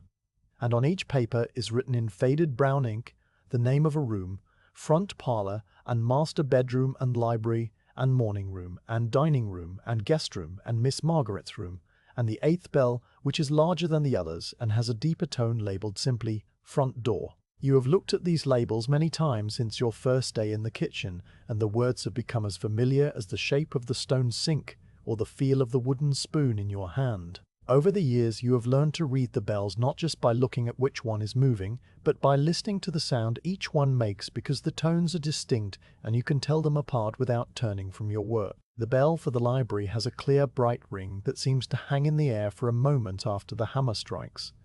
The bell for the morning room is slightly lower, and its note fades more quickly. The bell for the dining room has a brisk, efficient sound that matches the purpose of meals and schedules, and the ringing of this bell is as regular as the ticking of the clock on the kitchen wall. The bell for Miss Margaret's room is the smallest, and its ring is so light and brief that only someone who is listening carefully will catch it, and you have learned to keep a part of your attention always tuned to that high, thin sound. The front door bell is deeper and louder, and it makes the whole board vibrate when it rings. And it means that someone has come to the house from outside, a visitor, or a delivery, or Mr. Whitfield returning home if he has forgotten his key. More than the tones of the bells, you have learned to recognize the quality of the ring itself, which tells you something about the person who pulled the cord in the room above, Mr. Dreen. Whitfield's ring from the library or the dining room is a short, firm pull that makes the bell give a single, clear note and then fall still, and this means that he requires something specific. A fresh pot of tea or more coal for the fire, or a particular book that he cannot find on the shelves, and he does not expect to wait long for a response. The pull is decisive, as if he knows exactly what he wants and expects the household machinery to deliver it without hesitation or delay. Mrs. A. Whitfield's ring from the morning room or her bedroom is a longer pull that makes the bell tremble on its spring for a moment after the sound has stopped, and the note lingers and wavers before it fades. This kind of ring usually means that she wishes to speak to Mary about some household matter, the arrangement of flowers in the front hall, or a mark on a tablecloth that was not properly removed in the wash, or a slight draught from a window that needs attention. The ring is not impatient, but it carries an expectation of attention and care. The bell from Miss Margaret's room rings rarely, and when it does it is so light and brief that sometimes you are not sure you heard it at all, and you look at Alice to see if she noticed, and often she is already moving toward the back stairs. This ring means that Margaret has spilled ink on her dress, or lost a hair ribbon, or needs a candle brought up because the evening has grown dark while she was reading, and she did not notice the fading light until the words on the page became difficult to see. The ring is hesitant, as if she is not entirely sure she should be asking for help, and this quality makes something in you soften slightly, though you do not have a word for what that something is. The guest room bell rings only when there are visitors staying in the house, which happens a few times a year, usually around the holidays or during the summer months, and the ring varies depending on the guest. Some pull firmly and some pull gently, and some do not ring at all, and simply appear in the kitchen doorway, looking confused, until Mary guides them back to the front of the house. The bells ring at predictable times as well, because the household runs on a schedule that does not vary much from day to day, and week to week, and month to month.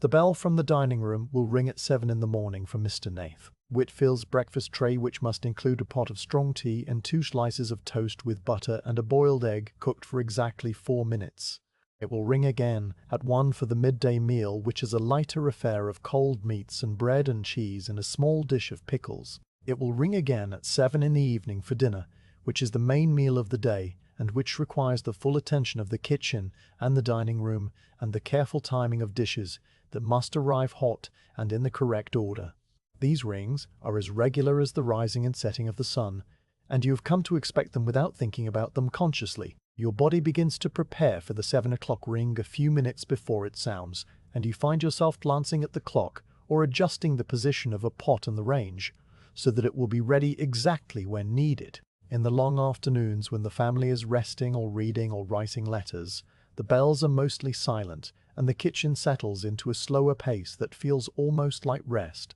though there is always work to be done. You find small tasks to occupy your hands during these hours, polishing the silver spoons with a soft cloth and a tin of pink paste that smells of ammonia and turns black as it lifts the tarnish. You sort through the dry beans for the next day's soup, spreading them on a tray and picking out any small stones or bits of dirt that have found their way into the bag. You mend a tear in your own apron, which you do quickly and without much care, because your own things are not as important as the family's linens, and because the apron will only tear again in a few weeks from the constant rubbing against the stone sink and the wooden table. You listen to the silence and the small sounds that fill it, the ticking of the clock and the hiss of the kettle on the range, and the distant sound of Tom the stable boy whistling in the courtyard and the soft thump of Mrs. Dutton's book as she turns a page. The sound of the bells becomes a kind of music that plays in the background of your days,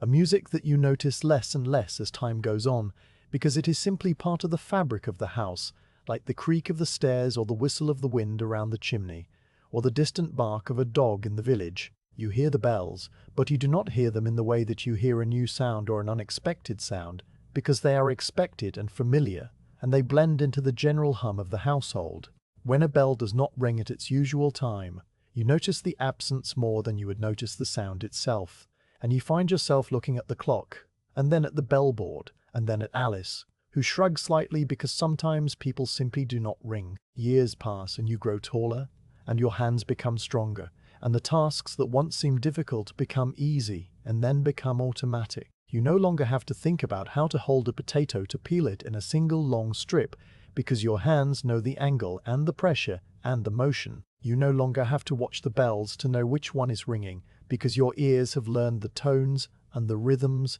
and the meanings. The house remains the same around you while you change within it slowly and almost imperceptibly, like the pear tree in the garden that adds a new ring of growth each year, without anyone noticing, until one day someone remarks that the tree seems larger than it used to be. Alice leaves to be married to a man who works in a bakery in the next village, and the new kitchen maid arrives, a girl named Fanny, who is 14 and thin, and has red knuckles just as Alice did when you first arrived. You show Fanny how to wash the carrots, and how to scour the copper pots with sand, and how to listen to the bells, and what each one means. And you hear yourself saying the same things that Alice said to you in the same calm, practical tone.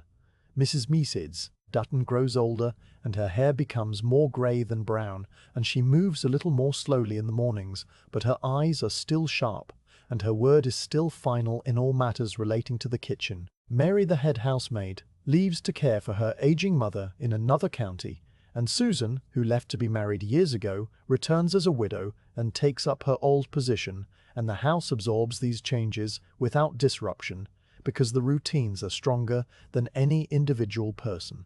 Mr. Rupesson Parks retires to a small cottage on the edge of the village, and a new butler arrives, a younger man named Mr. Finch, who is quiet and efficient, and learns the ways of the house quickly.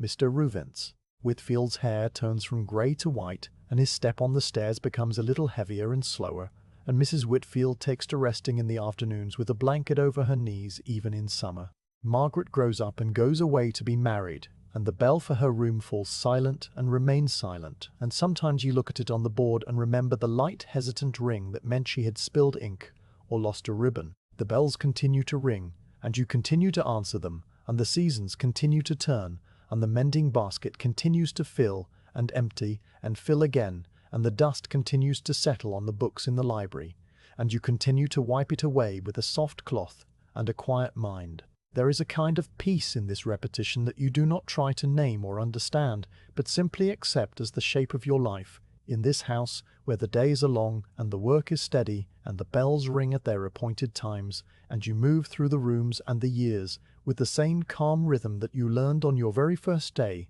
in the scullery. The rhythm of the bells becomes a way of measuring time that is different from the clock or the calendar. The clock tells you that it is 7 in the morning or 1 in the afternoon or 9 at the night, but the bells tell you that Mr. Whitfield is ready for his tea, or that Mrs. Whitfield is ready for his tea, or that Mrs. Whitfield has noticed a smudge on the window, or that a visitor has arrived at the front door. The bells connect the front of the house to the back, and they carry the needs and wishes of the family down through the walls and into the kitchen, where those needs are met without question or delay. You are part of this connection, a link in the chain that runs from the silk bell pull in the morning room down through the hollow walls to the coiled spring in the kitchen, and then out through your hands and feet as you climb the stairs with a tray or a bucket or a dust cloth. Sometimes, when the house is very quiet in the late afternoon and no bells have rung for an hour or more, you find yourself listening to the silence and waiting for the next ring. This waiting is not anxious or impatient, but simply a state of readiness, like a cat dozing by the fire with one ear turned toward the sound of a mouse in the wainscoting. Your hands continue their work, polishing or sorting or mending, and your mind drifts in that peaceful place between thinking and not thinking, and then a bell rings and you are moving before you have fully registered the sound, because your body knows what to do and where to go and how quickly to move. The years accumulate like the layers of polish on the dining room table or the dust on the top shelves of the library. You measure them not in numbers, but in the small changes that you notice without looking for them. The new grey in Mrs. Dutton's hair, and the slower pace of Mr. Dutton's, Whitfield on the stairs, and the silence of Margaret's bell, and the arrival of Fanny, and then Fanny's departure, and the arrival of another girl, whose name you will learn, and whose hands you will teach to hold a potato, and a brush and a needle. The house endures, and the bells continue to ring, and the seasons pass, and the pear tree blooms and fruits, and loses its leaves and blooms again. You are part of this enduring, and the house is part of you in a way that is difficult to separate or explain, because you have spent more years within these walls than you spent outside them, and the sounds and smells and rhythms of the Whitfield house have become the sounds and smells and rhythms of your own life. In the evenings, when the day's bells have all been answered and the last task is done, and you sit in the servants' hall with the mending basket, the silence is different from the silence of the afternoon. It is a deeper silence, a completed silence that holds the memory of all the rings and all the footsteps on the stairs and all the trays carried up and down and all the doors opened and closed. The lamp burns and the clock ticks, and Mr. Burns, Finch, reads from the newspaper in his calm, low voice, and the words float through the warm air, and you listen with half an ear while your hands move through the familiar motions of needle and thread. The cat from the stable, who is now an old cat with grey around its muzzle, sleeps in its corner by the range, and twitches occasionally in a dream of mice or birds or warm stones in the sun. You finish the mending and fold the last piece and place it in the basket, and you climb the narrow stairs to your attic room, which is the same room you have slept in since your first night in the house, though it feels smaller now because you have grown, and the ceiling slopes down in the same place it always did. You lie in your narrow bed and listen to the wind around the chimney and the creak of the old timbers and the distant call of the owl from the garden. You think about the bells and how they will ring tomorrow at 7 and 1 and 7, and how you will answer them as you've answered them for so many years. This thought is not heavy or light, but simply true, and it settles over you like the wall blankets on your bed, and you close your eyes and let the sound of the wind carry you into sleep, which comes as easily as it always has, in this house where the days are long, and the work is steady, and the bells mark the hours with their familiar music. A letter arrives with the morning post on a Tuesday in early spring, a day that is otherwise no different from any other Tuesday in your 5th year at the Whitfield house. The post comes at 8:30, delivered by a boy on a bicycle who throws the leather bag onto the gravel of the front drive and rings the front doorbell once before pedaling away toward the next house in the village. Mr. Half. Finch the butler collects the bag and carries it to his small room off the front hall, where he sorts the letters into piles according to their recipients. There is always a pile for Mr. Recipients, Whitfield, which is the largest and contains letters from his office and from other solicitors and from the bank and from various correspondents whose names you have seen on the envelopes over the years without ever learning who they are. There is a smaller pile for Mrs. Whitfield, usually containing letters from her sister who lives in Bath, and occasional invitations to events that she rarely attends. There is sometimes a letter from Margaret, though less often now that she is married and living in another county, and her correspondence goes directly to her new home. And on this particular Tuesday there is a letter for you, Mr. Fyme. Finch brings the letter to the kitchen after he has finished his sorting, and he hands it to you without comment while you are standing at the large wooden table peeling potatoes for the midday meal. You take the envelope in your hands, which are damp and smell of raw potato, and you look at your name written in a careful hand on the front. The writing is in black ink that has faded slightly to brown, and the letters are formed with the precision of someone who was taught penmanship many years ago and has practiced it faithfully ever since. Your full name is there written out in a way that you rarely hear it spoken, and seeing it on the envelope gives you a strange sensation that you cannot quite identify, a feeling that is somewhere between recognition and distance, as if the person named on the letter is both you and not you at the same time. You turn the envelope over and see no return address, only a small mark in the corner that might be a stamp or a seal, but is too smudged to read. You do not open the letter immediately because there is work to be done, and because you are not sure if you are allowed to read a letter during working hours. The rhythm of the kitchen does not pause for personal correspondence, and the potatoes must be peeled, and the water must be heated, and the bells on the board must be answered when they ring. You tuck the letter into the pocket of your apron, and you feel its corner pressing against your hip as you move through the rest of the morning tasks. The letter is a small rectangle of stiff paper, and it makes a faint crinkling sound when you bend or reach, and this sound is new and unfamiliar among the familiar sounds of the kitchen. Fanny, the new kitchen maid, glances at your pocket once, and then looks away and does not ask about the letter, because it is not the custom to ask about such things in this house where personal matters are kept private and separate from the work of the household.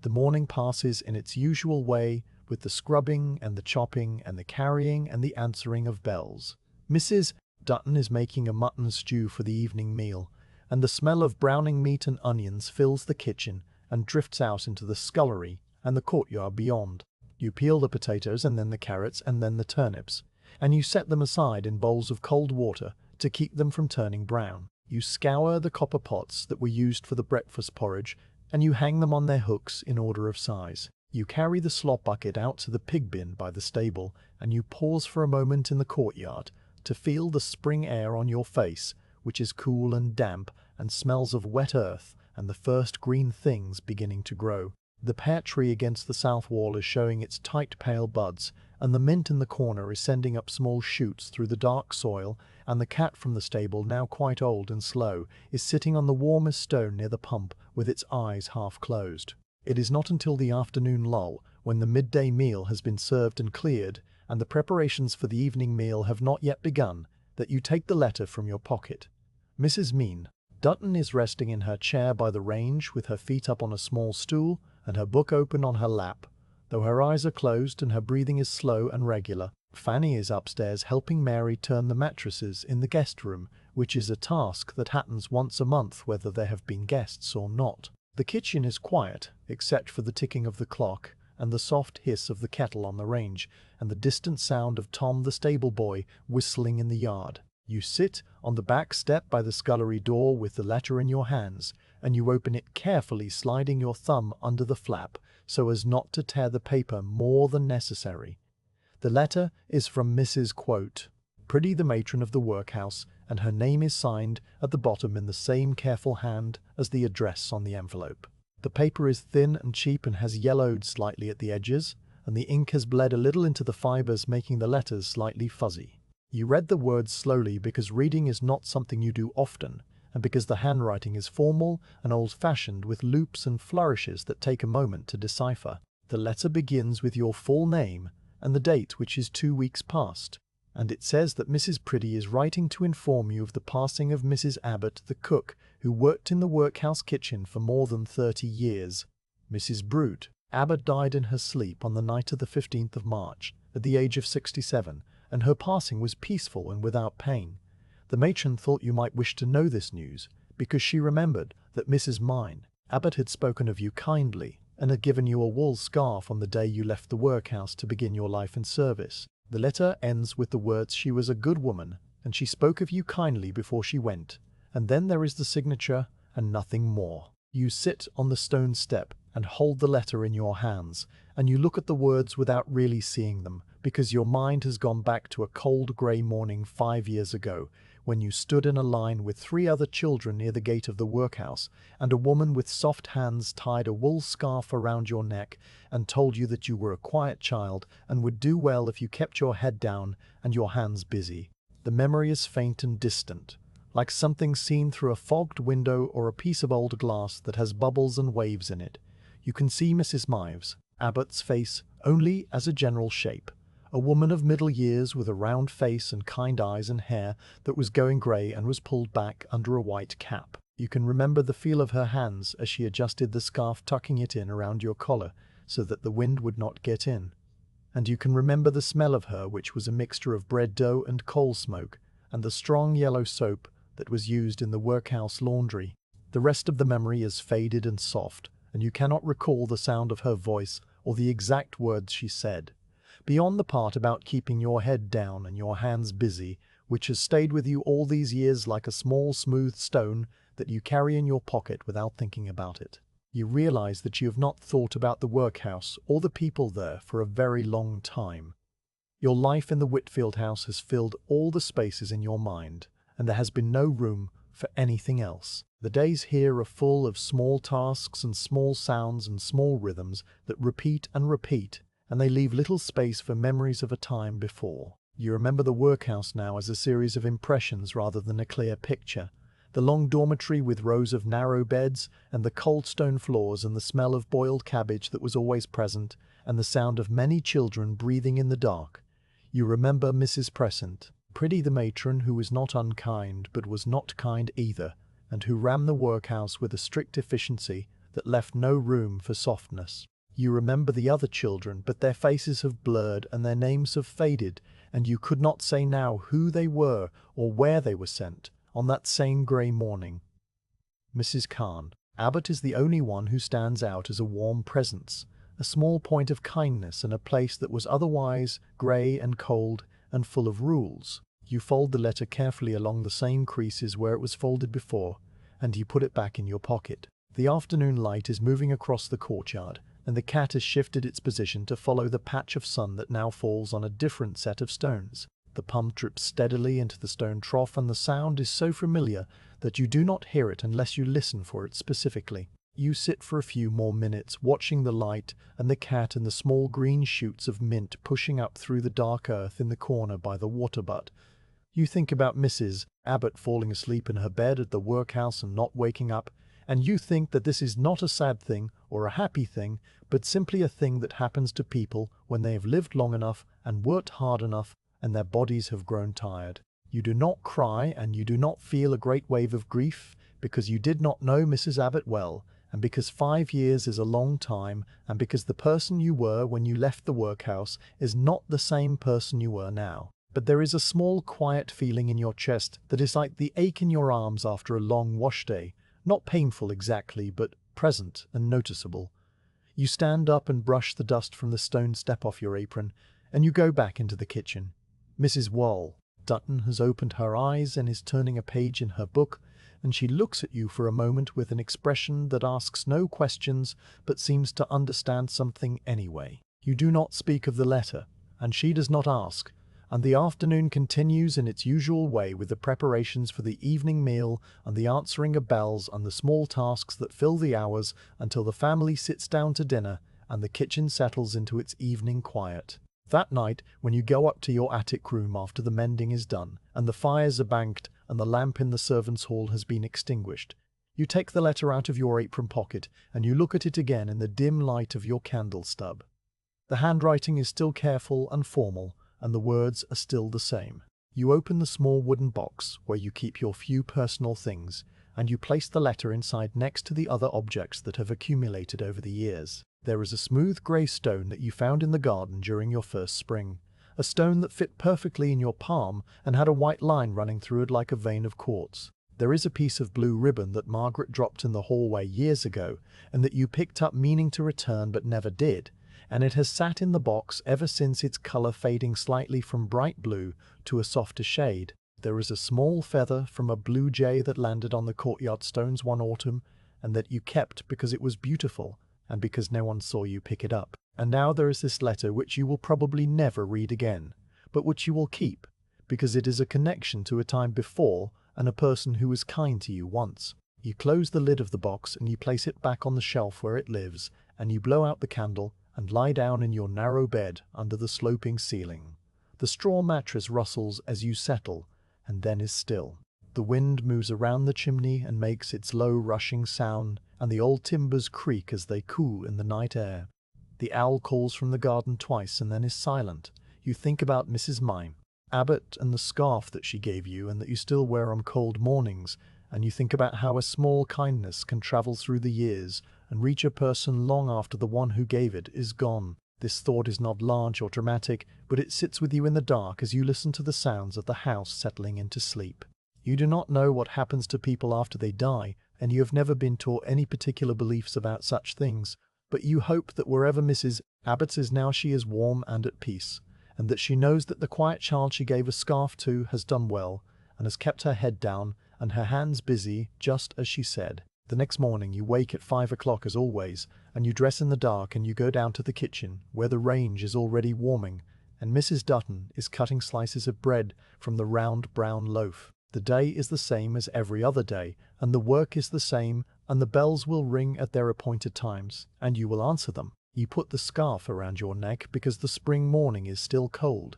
and you step out into the courtyard to fetch water from the pump. The sky is pale grey, and the pear tree is showing its tight buds, and the mint is sending up new shoots, and the cat is sitting on the warm stones near the pump. You fill your bucket and you carry it back to the scullery, and you begin the day's work with your hands in the cold water and your mind quiet and calm. The letter stays in the wooden box on the shelf in your attic room, and you do not take it out again.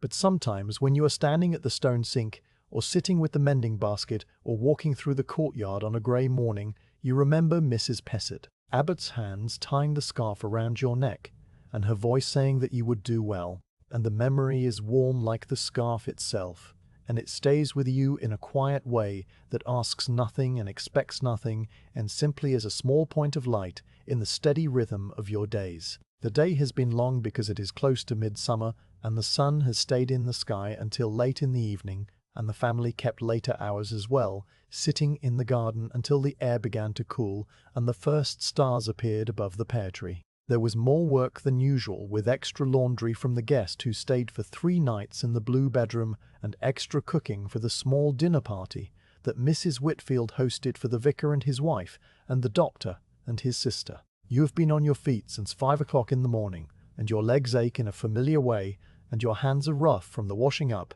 and the vegetable peeling and the endless small tasks that fill a day when there are visitors in the house. But now the dishes are done and dried and put away, and the kitchen is clean, and the range has been banked for the night, with a layer of small coal and a sprinkle of damp tea leaves, and the scullery floor has been swept, and the cloths have been hung to dry.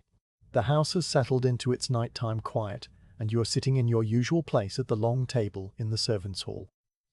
The servants' hall looks the same as it has looked for all the years you have been sitting in this chair. The long table, made of dark wood, is pale and smooth in the centre, where countless elbows have rested and countless plates have been set down. The small fireplace in the wall is empty now, because it is summer, and no fire is needed, but the mantelpiece is the same plain stone, with no decoration. The oil lamp hangs from the ceiling on its chain and casts the same circle of yellow light onto the table and leaves the corners of the room in the same soft shadow. The small high window near the ceiling is open at the top and shows a square of pale sky that is still light even though it is past 9 o'clock, a deep soft blue that will not fade to black for another hour yet. Through the window you can see the top of the pear tree and the edge of the stone wall and the faint movement of the ivy when the breeze stirs. The cat from the stable, who is now an old cat with grey around its muzzle and a notch in one ear, is curled on the warm stones just outside the window,